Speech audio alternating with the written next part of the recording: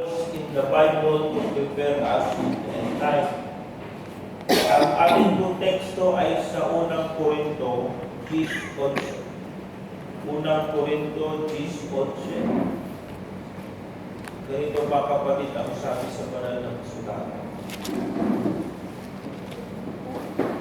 Ang mga bagay na ito'y nangyari sa kanila na pinakahalimbawa at pawang na nasulat sa pagpapaalaala sa atin ng mga dinagdagang katapusan ng mga panahon. Ito mga kapatid, ito sinabi ni Apostol Pablo sa paniniwala na sila ay nasa last days. Ngunit ito mga kapatid ay sinabi niya hindi talaga para sa kanila, kundi para sa atin. Bakit? Kasi tingnan nyo dyan, no? Sa atin na mga dinatnan ng katapusan at mga panahon. So, kaya itong halimbawa mga kapatid, ang niloob ng Diyos sa atin, dito ngayon sa atin sa end time, na tayo mga kapatid, mabigyan ng mga halimbawa para yung pagkakamali na nauna sa atin ay huwag natin gawin. Halimbawa, yung pag alam mong mali, hindi mo na gagawin yun. Pero yung nakita mong mali, nasabihan ka ng mali, ginawa mo pa rin. Hindi, ang sabi nga, yung uto-uto, tapos yung nagpa-uto sa uto-uto, anong tawag doon? Mas malala pa kasi. Bakit? Nagpaloko ka sa uto-uto eh. Kaya tayo mga kapatid, may mga halimbawa na binigay ang Bible. Ano ang isang pagkakamali ng mga unang mga mananampalataya? Ang unang mga kapatid, we must not tempt Christ. Huwag natin tuksunin si Kristo. Ano bang ibig sabihin ng pagtutukso kay Kristo? Basahin natin yan sa Brother Bobby, pakibukas yung PowerPoint. Verses for Bible study. Pakita mo muna sila. Sa 1 Corinthians, yan ay sa Amplified Version. We should not tempt the Lord. Try His patience, become a trial to Him, critically appraise Him, and exploit His goodness, as some of them did, and were killed by poisonous serpents. Ano ang isang pagkakamali ng mga unang mananampalataya? Sabi dito, they tempted the Lord. Pinukso nila ang Panginoon. O kailan daw pinukso ang Panginoon? Yan, pag ating sinusubukan ang kanyang pasensya. Kailan ba sinusubukan ng pasensya? Kapag yung nakakapakinig yung pagpatuloy tayong lumalakad ng laban sa kalooban ng Diyos. Sinusubok natin ang pasensya ni Kristo. Ang sabi dito, we become a trial to Him, critically appraising. Brother, kailan natin kinikritiko si Kristo? Hindi ko naman kinikritiko si Kristo. Ano ba sabi sa Bible? Ang nakikinig sa inyo, sa akin nakikinig. Ibig sabihin, pag kinikritiko natin, yung napapakinggan natin sa suko, kinikritiko natin si Kristo. Kasi ang gawin nyo sa mga alagad, yun din naman ginawa mo kay Kristo. Kaya ibig sabihin, they exploit His goodness. Yan ang pinakamalala. When we try to exploit the goodness of God, inaabuso natin ang kabutihan. Tandaan natin mga kapatid, tayo, we are recipients of God's goodness. Kasi ang Diyos, mga kapatid, may dalawang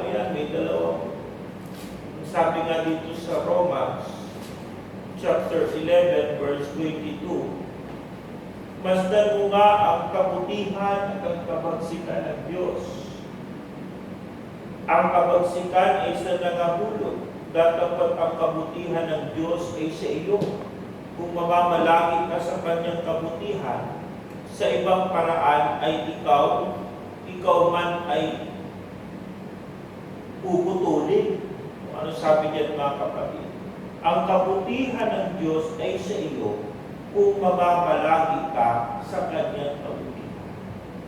Kaya mga kapatid, karanasan natin ang kabutihan ng Diyos dahil namamalagi tayo sa kabutihan ng Diyos. Amen. Praise Kung God. ang Diyos mabagsik, we are on the Lord's good side. Kaya lahat ng nasa atin, bunga yan ng kabutihan ng Diyos. Amen. Yan ang ibig sabihin ng biyaya, favor. Lahat ng nasa atin ngayon, that is a result of God's goodness. Amen. Bakit? Dahil tayo nasa side ng kabutihan ng Diyos. Praise the Lord. Yung kapayapaan na tinatamasa natin. Ngayon, pag inaabuso natin ang kabutihan ng Diyos, dinudukso natin si Kristo. Kahit na sa karamihan ng kabutihan ng Diyos sa atin, hindi tayo nagsisikap sa paglilingkod, mga minamahal, inaabuso natin ang kabutihan ng Diyos. Masuwayin pa tayo kahit ang Diyos mabuti sa atin. At ang isa ng mga kapatid, pag hindi tayo magpasalamat. Kaya ang isang mananampalataya, dapat nagsisikap tayo itong ating darating na Thanksgiving. Nagsisikap tayo na makapagpasalamat. Amen. Bakit mga minamahal? Kasi nga, ang Diyos mga minamahal ay mabuti sa atin. Amen. Kaya, pag hindi tayo nagpapasalamat, inaabuso natin ang kabutihan ng Diyos. Yan ang ibig sabihin na tinutokso natin ang Panginoon. Ngayon, dahil tinukso nila ang Panginoon, isa yun sa hindi dapat natin gawin. Ano pa? Pangalawa, let us not harden our hearts. Let us not harden our hearts. Huwag natin papagmatigasin ang ating puso. Ang sabi dito sa Hebreo, sa 3, sa 8, Hebreo sa 3, sa 8, ganito ang sabi, na huwag ninyong papagmatigasin ang inyong mga puso, na gaya ng sa pagmumutahi, gaya ng sa araw ng pagtukso sa ilang. Ano yan, mga kapatid? Pinagmatigas nila ang kanilang puso. Yan yung sabi nga sa Bible, anong ginawa ng Diyos sa atin? Ang ating bibigyan niya tayo ng bagong puso, aalisin sa atin ang pusong bato, at papalitan ito ng pusong lamang. Kaya ano mga minamahal, tayo mga kapatid, huwag natin papagbatigasin ang ating puso. Pag tayo ay, pag alam natin, hindi tayo lumalakad sa kalooban ng Diyos, magsisigan tayo. Pag nakapakinig tayo ng salita ng Diyos, huwag natin isipin na makawala lang yung ating pagsuway. No? Dapat tayo ay, pag alam natin, balik tayo, mabilis tayo nagsisisi. Yan mga kapatid ang may pusong laman. O yung madali ka, pag alam mong nagkamali ka, nagsisisi ka lang. O, hindi mo dinajustify yung mali mo. Yan ang ng matigas ang puso when we try to justify our wrong. Siguro, brother, pauunawaan ako ng Diyos. Yan ang pinaka-isang pagkakamali ng tao. Brother, hindi na ako maglilingkod kasi kailangan ko magtrabaho. Siguro maunawaan naman ako ng Diyos. No, mga kapatid. Pag pinapahuli natin ang Diyos, hindi yan kung hindi man lumarating sa atin ang sumpa, hindi yan dahil inuunawa tayo ng Diyos. No? Yan ay dahil nagpapahinuhod ng Diyos sa atin. Ano nagpapahinuhod? He is giving us a time to repent. Pero nananatili na pag tayo hindi naglilingkod, mali yung ginagawa natin. There is walang ano yan, hindi yan sinusugar ko. No? Mga kapatid. Pag pinapahuli natin ang Diyos, period, mali yun. Walang lusot doon. Hindi mo pwedeng i-justify yung hindi mo paglilingkod.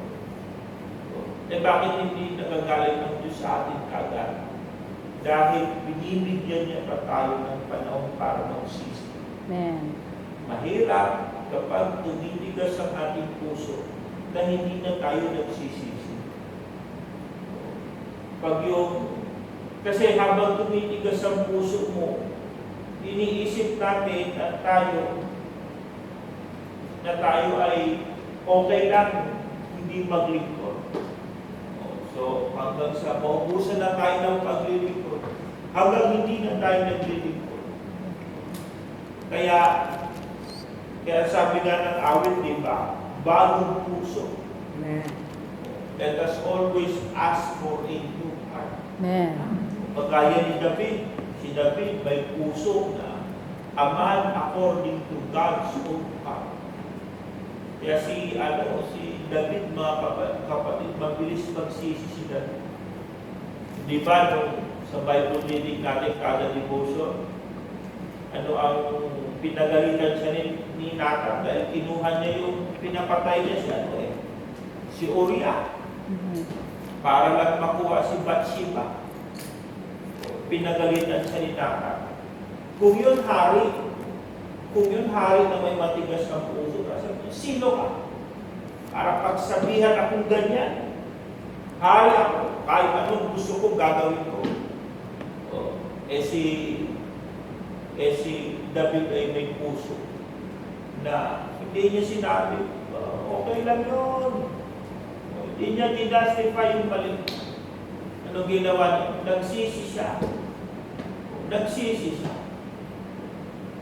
Kaya mabilis magsisi. Mabilis magsisi si Haring David. Kaya ang puso niya, mga kapatid, hindi pusong bato. Ang pusong bato, puro yan. Diba, pag nagme-message, sa isip mo pala, dinidibati mo na. Nakaganon ka. Nandun ka, pero yung isip mo, no. Eh dito, mga kapatid, pinapractice natin ang amen. Ang amen, you are agreeing to the message. Eh pag hindi kayo nagsasalita, hindi kayo nag-amen, malay ko ba, ano sumatok mo din sa isip niyo. Hallelujah. Pag expression, titignan ko yung expression. Kasi pag worship, papatingin ako sa expression ng ilang napakaliit. Sabi ko, medyo parang sa isip ng kapatid. Kaya, kasi hindi mo alam ang pumaano sa isip. Yung laman kasi nakikipaglaban sa espiritu. Pagka sa inyo, maaaring normal ang parang ang worship. Pero sa akin, parang akong nakikipaglaban. Ninalabanan mo yung maling isip, yung mga putan sa kanas. Hinahampas mo. Kaya hindi pwedeng pag-worship yung preaching na parang maganda ka na, hindi ka naman maganda. Dapat kapag parating bakit? Kasi parang nakikipaglaban ka. Hindi parang binabaon mo sa utak niya. Tapos ginigiba mo yung puta ni Satanas sa kanyang isip. Kaya bakit? Baka kasi sa isip ng kapatid. Hindi kasi siya pagpapalain. Ang kapatid hindi pagpapalain kapag sa isip niya nakikipaglaban siya. Dapat pag tayo mga minamahal nakikinig ng salita ng Diyos, para tayo Okay pa? anong tawag dun sa yung Madali ko. lupang tigang. Madali ko. Ano yung lupang tigang? Yung lupang tigang, basta buhusan mo ng tubig yun. Ang bilis mo absorb ng tubig. O tingnan nyo, punta kayo dun sa yung mga lupang na matagal na hindi na ulalan, magbuhos kayo ng tubig doon. Yung lupa doon, parang yung tubig, mabilis na mawala. Ganun dapat tayo mga kapatid. Pag may salita ng Diyos, kahit parang natatamaan ka, maganda pa ba yung nararamdaman ninyo na natatamaan kayo? Nay. Ibig sabihin ka, bakit? Ganyan lang ang salita ng Diyos. Amen. Pag hindi ka natatamaan, minsan mahirap yung inaanto ka sa basic. So, maliban na siguro sa mga matatanda na gano'n. Pero yung parang kahit hindi ka pa parang automatic na sa iyo. Tapos ang hahanapin mo sa pwesto ng church, malapit sa pader. Alam mo, makakasandal ka. Wala kang notebook, wala kang ballpen. Ngayon parang, mas gusto mo sa may electric pa mo. Primero pa lang. Kaya minsan yung halimbawa, pag may convention, minsan na, hindi talaga minsan na, nakakainis talaga. Tapos kailangan pang kumano ni Pastor Tanse, mga kapatid na nasa yellow bleacher, marami ba po dito sa unahan? Magagalang pa siya ng sabi ko. Nag-uusap kami nung kasama kong ministro, sabi ko, meron lang dito unbeliever. Natatawa sa akin. Alain mo ka. Umatid na ng convention. Wala pagpagnanasa na tumalo ng convention. Mga kapatid, tumitigas ang puso. Pero sa ating mga kapatid, dapat ang puso natin, puso natin. Amen.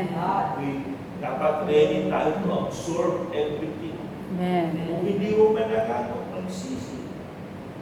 Kung pagkukulang mo, magsisi. Kung nahihirapan ito, i-overcome, ipag-pray mo po, overcome. Lahat naman tayo mga kapatid, tinatamaan ng minsan. Ako kakain ng devotion. Yung mga kasama ko, parang wala na sa akin. Ang pinapatamaan ko talaga sarili ko. Pinapatamaan ko. Pag alam ko hindi ko nagawa ang pinakabuti, hindi ko sinusukat ko na kung sino ako. Kahit ako nakaschedule sa message, kakayo ako. Pero ang message ko, pakatamaan ko ang sarili ko. Para ako magsisi. Mga kapatid. Kaya ano mga pinapahal? Dapat ang puso natin di matigas, kundi malambot. Amen. Pangatlo, let us not be disobedient. Pakibukas na brother sa yung pangalawang slide yung binigay ko sa inyo. Yan, ito naman sa the message. Let us not be disobedient. He went and proclaimed God's salvation to earlier generations who ended up in prison because they wouldn't listen. You know, even though God waited patiently all the days that Noah built his ship, only a few were saved then, 8 to be exact, saved from the water by water. Ano ba kapatid? God waited patiently. Ano ibig sabihin? Bakit? Gano'n siya katagal nag-antay? 120 years. Nay.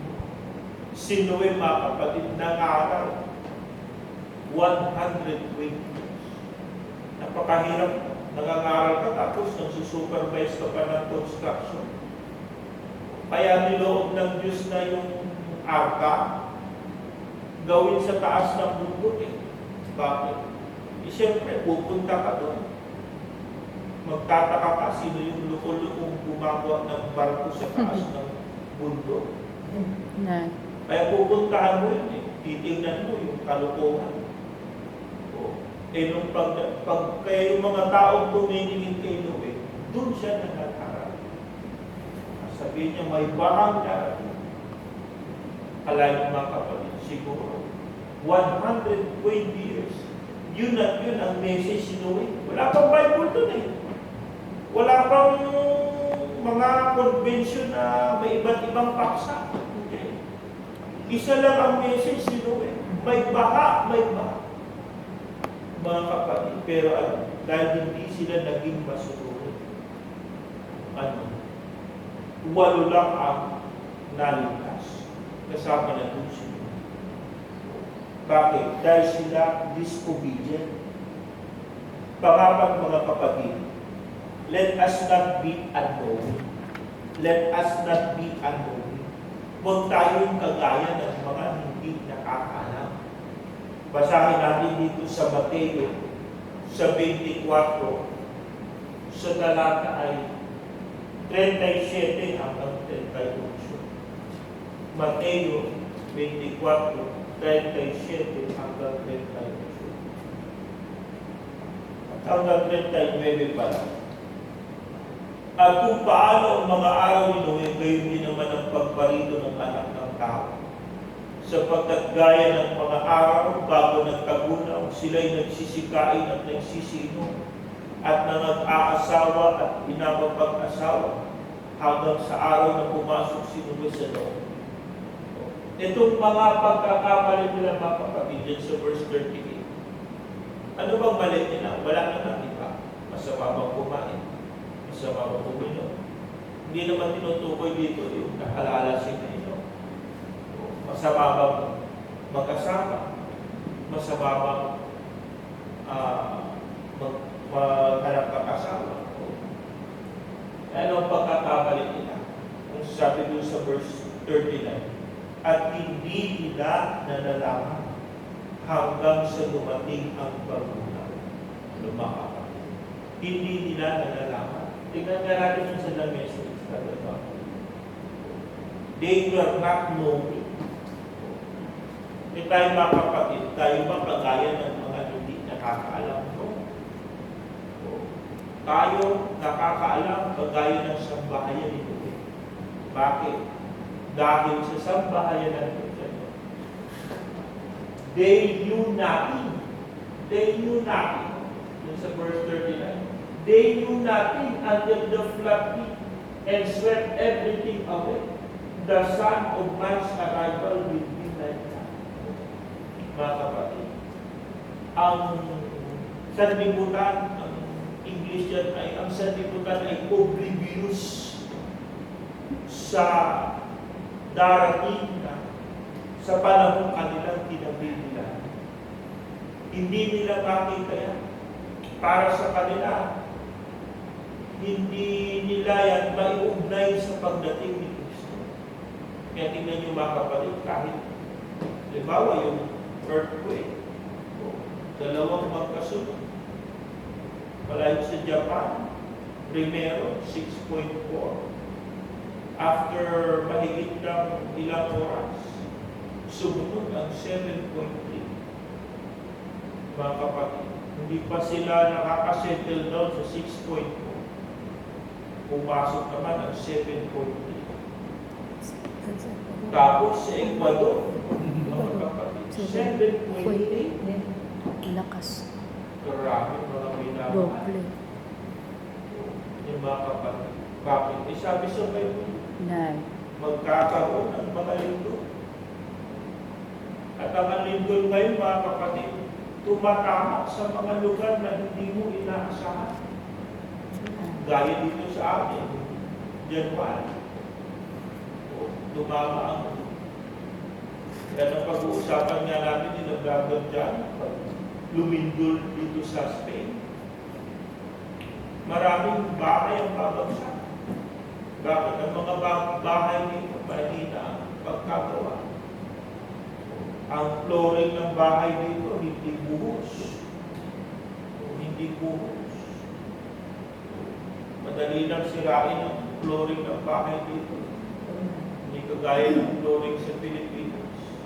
Kaya pag umano dito ang matinding lito, kawawa sa kanya, mga kapatid. Kaya yan, yung mga bagay na yan, para sa kanila, hindi nila ma-relate yan sa pagdating ni Kristo. Pero sa ating mga kapatid, kapahayagan lang yan ang panahon na ating kinabibilangan. Kaya kinakailangan, mga kapatid, huwag tayong kagaya ng mga hindi nakakaalam, kundi mag-isip tayo na ang ating isip, mga kapatid, ay, ang sabi nga, tayo ay may mga halimbawa na inilagay sa atin. Pag tayo nahulog na, kahit may halimbawa na, halimbawa, paano natin masisigurado na may second coming? May first na eh. Mag-aalalaan ka po ba sa second? Na yung first na, tumapak yung first. Yung prediction ng first coming ni Kristo, tumama, uminsakto. Amen. Saan yung prediction na yun? Brother Bambi, meron ba diyang great image? Ewan ko lang kung meron. Ha? Yung lalaki na may iba't ibang hati. Yung nakatayo, wala. Kung nakita niyo yung great image, mga kapatid. Amen. Yun ay prediction. Ibinigay ng Diyos sa panaginip ng Nabucodonosor patungkol sa unang pagdating ni Kristo. Na si Kristo darating ang binubuo ng ginto, pilak, tanso, at bakal. Tapos bakal na may kasamang puti. Yun ay hula sa unang pagpalit. And according sa hula, dumating nga si Kristo nung Roman Empire. Kaya, umeksakto, mga kapatid. Ngayon, may hula na naman. May hula na si Kristo darating ng fourth watch. Natingin nyo pa kaya, mga kapatid, hindi darating. Darating yun. Amen. Bakit? Pinanong tayo na nag-usip. Kumbaga tayo, sila, siguro kung sila, hindi nila alam, mababalidate yung kanila dahil wala silang prior experience. Pero tayo, mga kapatid, may experience tayo.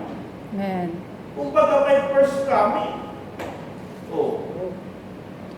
Kung hindi natin siseryosohin yung first coming, kung hindi natin siseryosohin yung second coming, kahit meron na tayong unang halimbawa, tayo, mga kapatid, mas mangmang pa tayo sa Israel. Bakit? Ang Israel walang prior experience. Walang unang karanasan. Pero tayo, mga kapatid, may halimbawa tayo. Kumbaga may sign, huwag mong gagawin ito. Kumbaga kung may nakakakuryente, huwag mong hawakan yan dahil makukuryente ka dyan. May warning. Diba? Pag hindi pa tayo, mga kapatid, kaya nasa sa atin ang na maiwasan namin, mga kapatid, na masunod yung kanilang pagkakamali. Amen. Kundi higit na magsikap na tayo, mga pinamahal, ay maging mapagpuyan. Amen. Na masikap na tayo ay lumago sa ating paglilingkod. Yan yung ating Thanksgiving, mga kapatid, yung pagpapatotoo, yung pagbabasa ng Biblia, yung pag-aaral ng kasulatan, kahit ang pagbabasa ng the Word. Dapat nagsisikap tayo mga minamahal na nagpe-pray tayo na sumagana tayo sa paglilingkod sa Panginoon. Amen. Sumagana tayo sa panalangin. Dahil pag tayo magagaya, pag tayo mahuhulog pa, tayo na ang pinakamangmang sa lahat. Amen. Kahit na sabihin na meron ng unang halimbawa, meron ng example na dapat nating maiwasan. Pag tayo mahuhulog pa rin, may warning na na. Baga may nahulog na nga, sabi ko, huwag kang dumaan dito kasi dito may nangangain ng tao. Alam ko dahil dumaan ako diyan. Dumaan ka pa rin, binarningan ka na nga, at ang nag-warning sa iyo may karanasan na. Nay. Mga kapatid, nakalain nyo. Isang biyaya ng Diyos sa atin na nilapit ng Diyos lahat ng pangyayari dito sa Bible para maihanda tayo. Amen. Praise the Upang Lord. makatakas tayo. We Amen. have all the opportunities. We have all the lahat inilaan ng Diyos sa atin. Maihanda na tayo. Amen. Praise God. Pag mahuhulog pa tayo, mga minamahal, tayo na ang pinaka-magmag sa lahat. Nay. Kaya, sa paglilingkod mga minamahal, higit natin ibigay ang ating sarili sa Amen. paglilingkod. Amen. Sa panalangin, sa pagbabasa ng Bible, o sa pagpapasuko, o sa pakikiisa sa gawain ng Panginoon. Kaya ating isip mga kapatid, dapat samahan niyo kami na palaguin ang gawain sa dapat. Samahan niyo kami sa pag-iimbita ng mga bisita, o sa paghahanap ng mga bagong punta, samahan niyo kami. Sa pagkakaloob, samahan niyo kami. Mga minamahal. Pag tayo naman magsusumikap sa mga bagay na sa sanlibutan, wala rin naman pupunta. Mga minamahal, ang ating gawin, tutukan ang gawain ng Panginoon. Itaguyod ang gawain ng Diyos. Amen. Kaya pagkaisahan natin mga kapatid, dito sa dako ito, sabi ko nga sa inyo, kung kada isa lang sa atin, magdadala lang ng isa. Yung 70, madali lang eh. Yung problema, talagang kakaunti lang ang nagsisita. Kakaunti lang ang nag-iimbita. Kakaunti lang ang nagdadala ng bisita. Kakaunti lang ang nakikikontribution. Kakaunti lang ang nag-iikapo. Mga kapatid.